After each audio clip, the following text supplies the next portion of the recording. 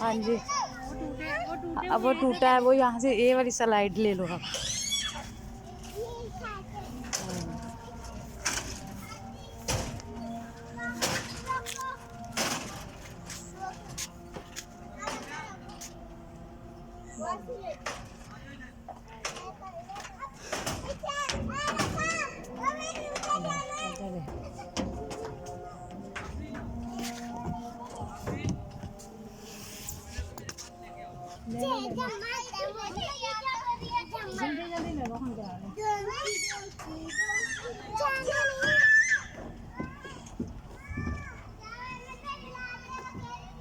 इधर आ जाओ, इधर इधर इधर।